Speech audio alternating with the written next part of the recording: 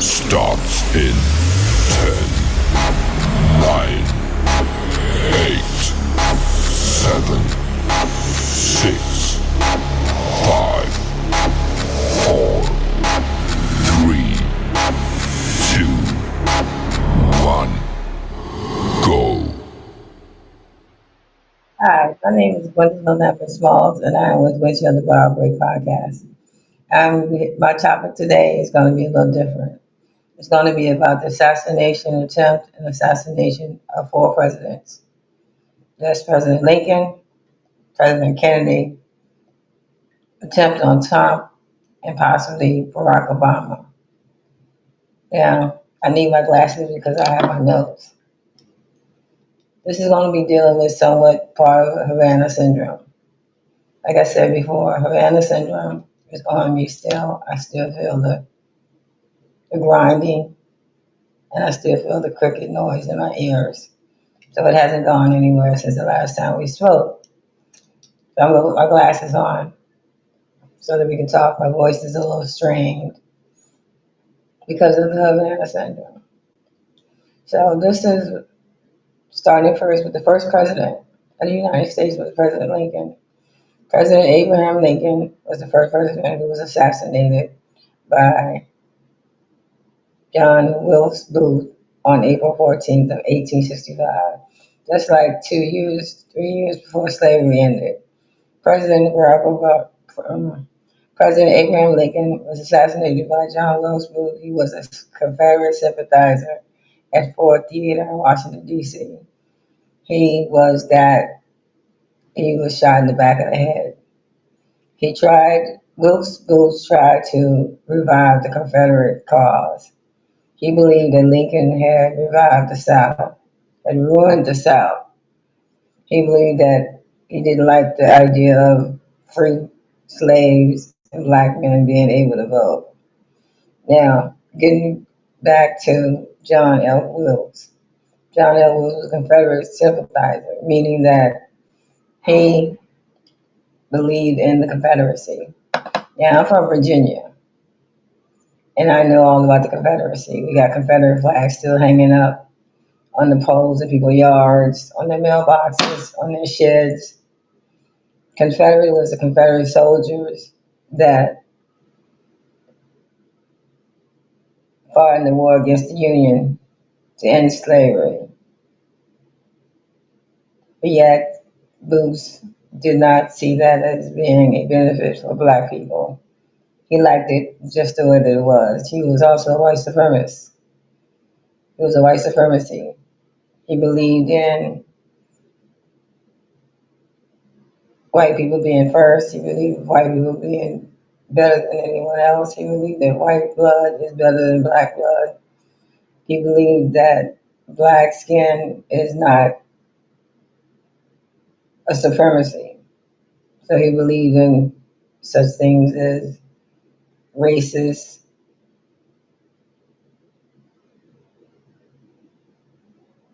things against America and against black people.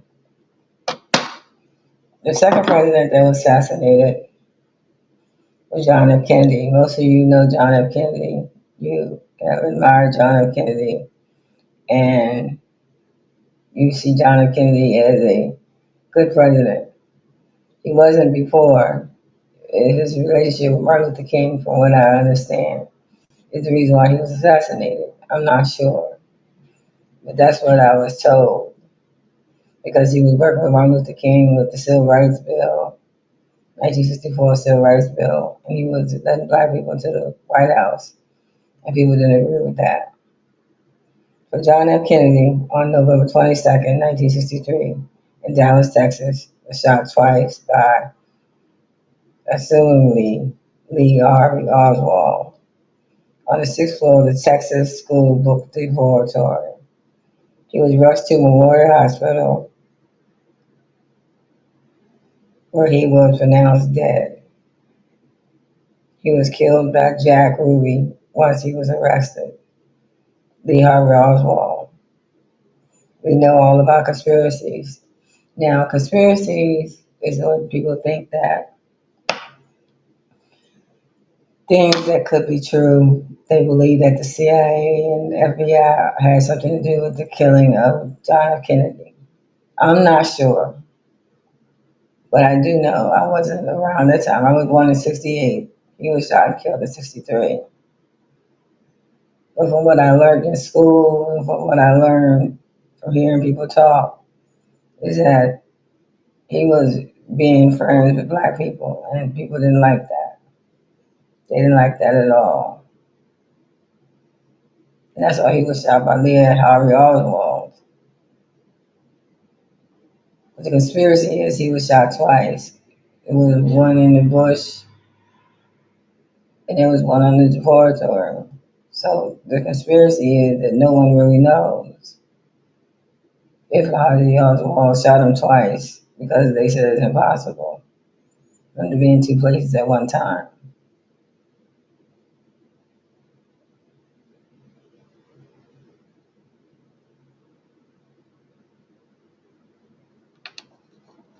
I'll let you decide on that. If you think that Lee Harvey Oswald shot Kennedy twice. And with the light of everything that's going on in the world today with Charles Kirk, I decided to also add Trump. Trump was Trump was attempted assassination against him. It was attempt assassination. So Trump bullet grazed the upper part of his right ear. He was shot by Thomas Matthew Crooks at a rally in Butler, Pennsylvania on July 13, 2024. Crook was shot and killed by a Secret Service counter sniper. He was 20 years old. He was carrying an AK-15, and he's from Bertha Park, Pennsylvania. There was also someone else that was killed named Corey, commentator, who was also killed, shielding his family. Trump, with Trump, it's hard to really say if they really tried to shoot him because he was glazed on his ear. And then again, you never know. Some people say that that's just part of why he got into the White House because of that. Good evening, Miss Harris. How are you? So that's what they believe would happen with Trump. They believe that Trump was glazed, and that's how he ended in the White House. I'm not sure. I just know that he was shot, and a lot of people think that it was a setup. Just recently, one of his administrators in his cabinet was just shot, Corey Kirk. He was in Utah about to have a rally talking about his belief in black supremacy, black people not being. Give me 1 second. This is the Havana syndrome. Black people, and I just saw an episode of President Barack Obama where he was saying things that he actually said, that he don't believe that Martin Luther King is good. He don't believe the 1964 Voting Rights Act was a great thing. He believed that Barack, wife Michelle, and Jackson, I'm assuming Supreme Court Jackson, are don't have brain power. I'm not saying that he deserved to get what he got, but I can say that for someone to feel that way about a person is horrible. We didn't do anything. We came over here because they brought us over here. They brought us over here. And today I'm wearing my Barack Obama shirt because I want to tell my story about Barack Obama. Yeah, the fourth attempt is President Barack Obama. And that's when Havana syndrome comes into play. Havana syndrome, I believe, also set up Kennedy and Trump. I know it might not be easy for you guys to get that, but I believe that. It wasn't around when Kennedy was around, but white supremacy was, and the Civil War was. So people had a mindset on what they thought of black people being enslaved and carrying the wealth of the South. Getting to Barack Obama, he was the one who came up with Havana syndrome. So what is Havana syndrome? Havana syndrome is an infrasound microwave frequency that does things to my whole entire body.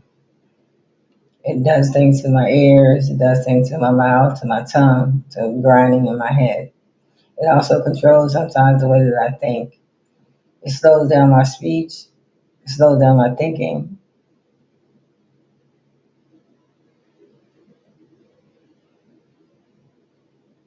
So I don't know if that has a lot to do with the fact that I'm about to tell my story. Now,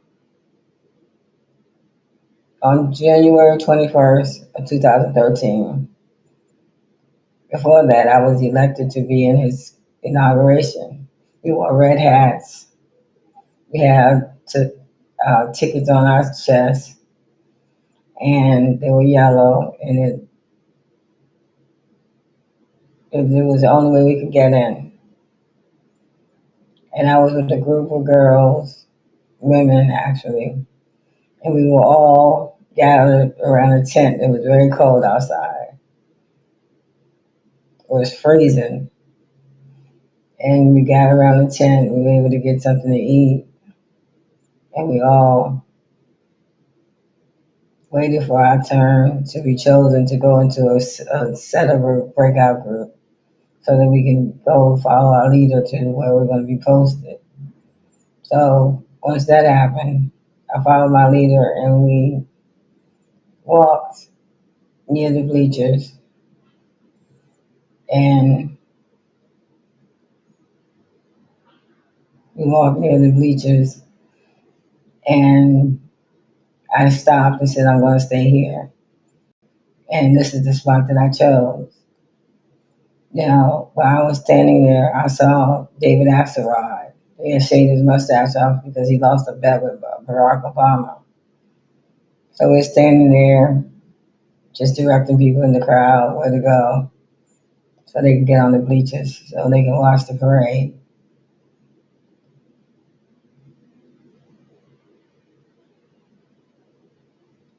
So after that was done with, then we had to go to another set, a place where we could help with the crowd. So they chose me to go with, this is the Havana syndrome. They chose me and I went to the bleachers. Well, we were handing out hot pockets, hot pads to Supreme Court Justice family.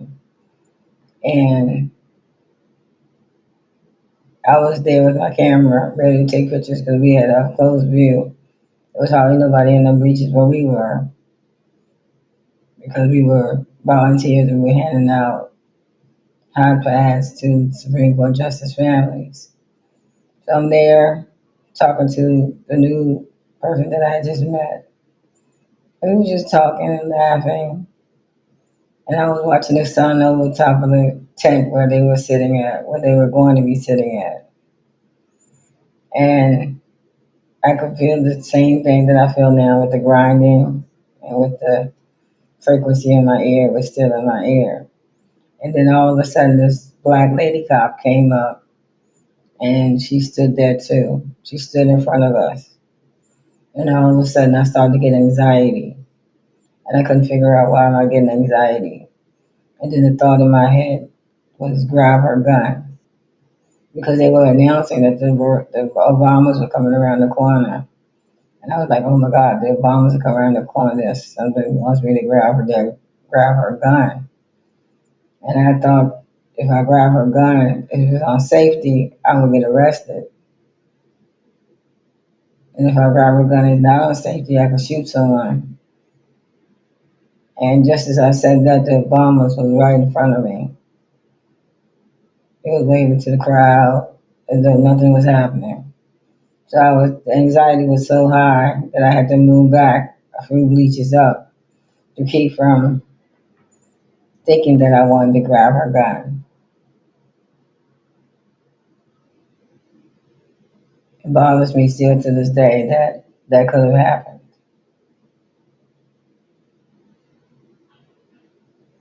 But it reminded me of an incident that happened with my son when he was assaulted. And they thought in my head was that you don't want that to happen again because someone else could have gotten shot. The bomber might not have gotten shot. And then again, the girl could have grabbed her gun and pulled it from me.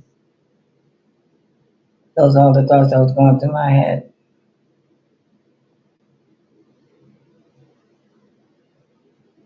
During that time, I try to tell people that. That's what the Havana Syndrome does. It can make you do things that you don't want to do. It can make you do things that you want to do. And that I did not want to do. Assassinate the first black president. And my birthday is January 15th, 1968. On the same day Martin Luther King was born. The same year he was assassinated. So that would have been very weird, being that he really loved Martin Luther King.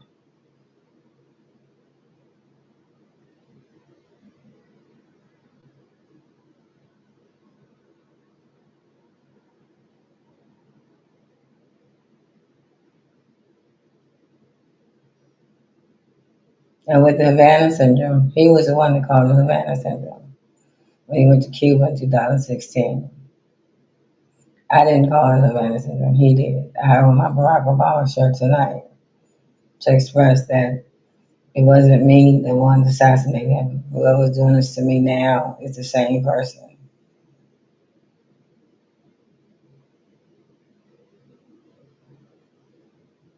the same people that are doing it to me now. It's been a lot of years since then, but it still bothers me today.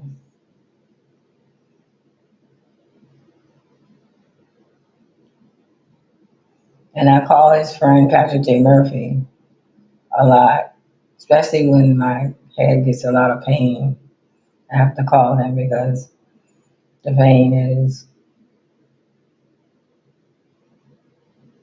undescribable and the grinding is undescribable because it does something to my tongue. It causes me not to talk as much or speak correctly or speak.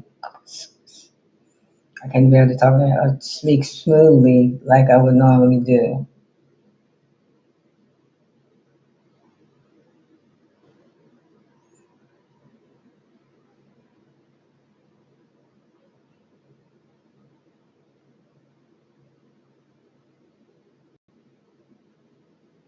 So getting back to Havana syndrome. Havana syndrome is a microwave, low frequency. But how does it get on me? I don't know. I just know that it burnt my hair out.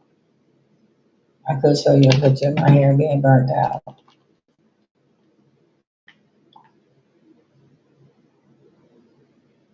from the frequency.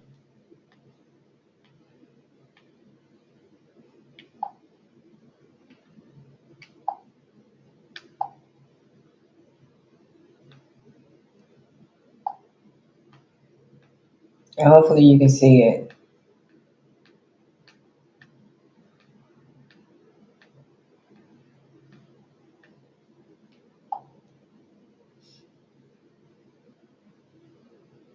That's one part of my head that got burnt out by the frequency. So I think it's a laser or something that's coming from the sky. That's when my hair was blonde. This is when my hair was black.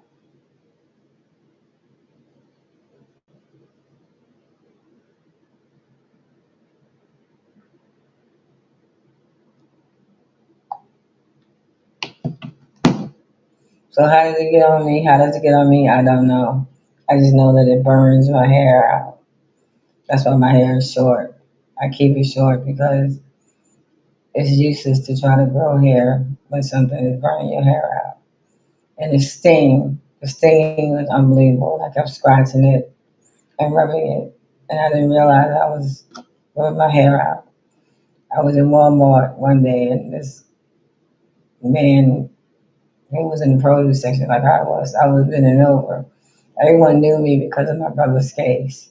My brother died in police custody in 2013, 2.5 to 3 months after Barack Obama was inaugurated. So I believe he was a sacrifice for Barack Obama being inaugurated for the second term. That's my personal opinion. And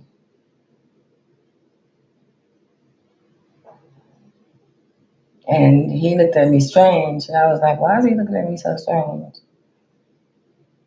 I didn't realize until my security camera on my black hair. My security camera caught that.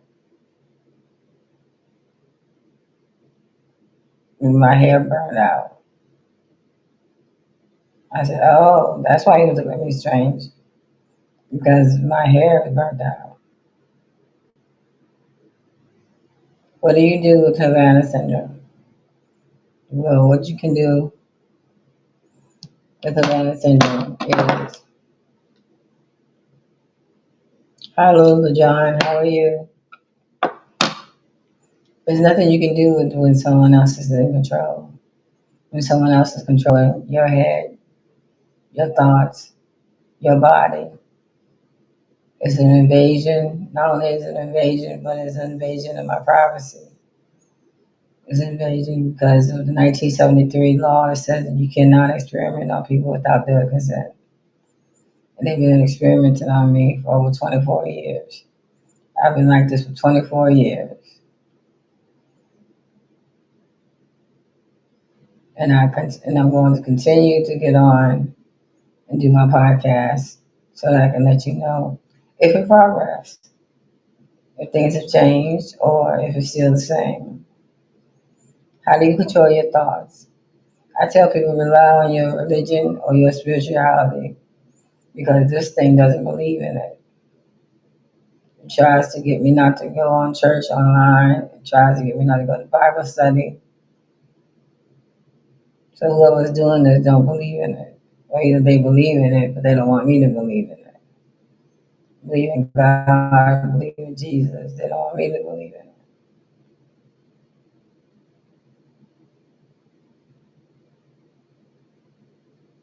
So read the Bible, go to Bible study, go to church. That's what I tell people.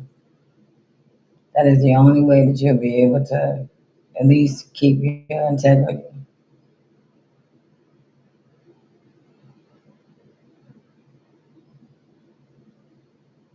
How does it feel to have Atlanta syndrome? Lousy.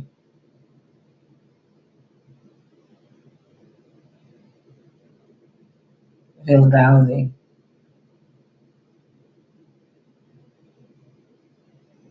Barack Obama talked about it when he went to Cuba in 2016. And when I talked to Pastor Jay Murphy in 2013, we were talking on the phone. And he's the best friend of Barack Obama. We were talking on the phone for almost 7 years straight, almost every single month. We might have missed 5 or 6 months, but we talked almost every single month. So I believe there's a conspiracy between Barack Obama saying it's Havana syndrome. By him saying Havana syndrome doesn't help me out because he, when Biden signed it into law, was making it legitimate. But it's only for military people. Only military people can get benefits. Only military people can get financial support to help them while they're going through all of this craziness that I go through. It tries to separate me from my family, try to isolate me from people.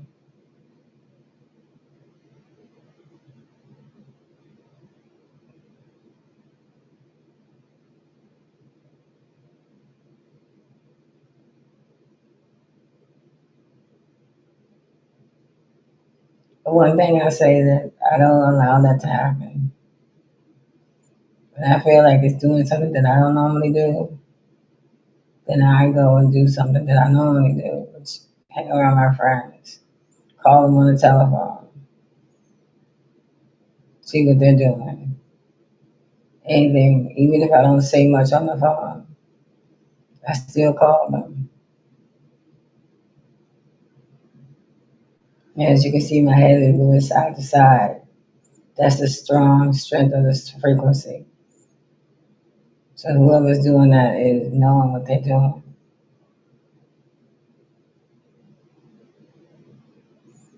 Will it ever stop? I'm not sure. That's why I get on my podcast. That's why I get on TV. That's why I get on radio. Because my voice is hardly ever like this. There are days that my voice is okay, and there are days that my voice isn't okay. Today my voice isn't okay. That's because I'm getting on my podcast.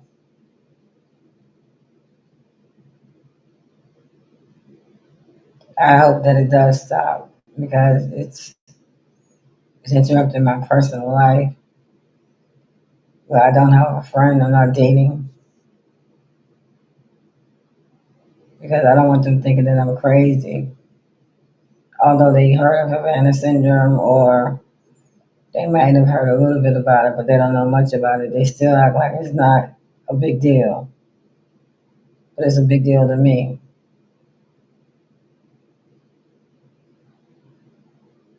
It's a big deal to me because it's happening to me. And no one wants this on another worst enemy.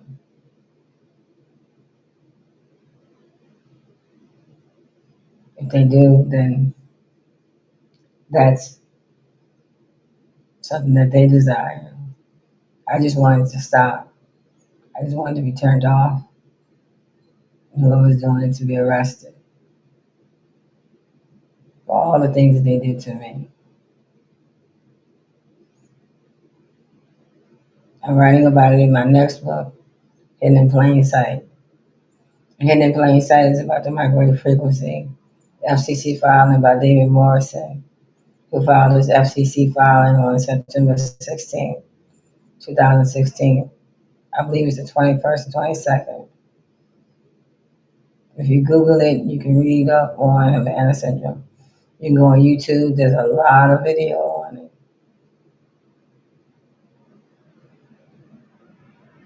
There's a lot of video on it.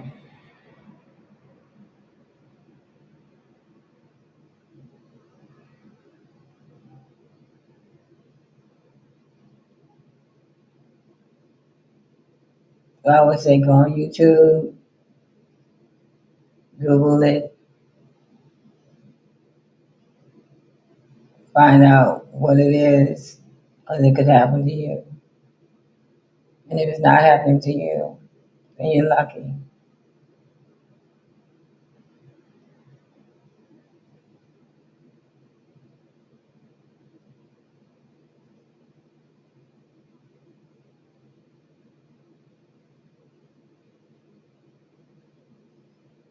Well, thank you all so much for tuning in to What's Up About Break podcast.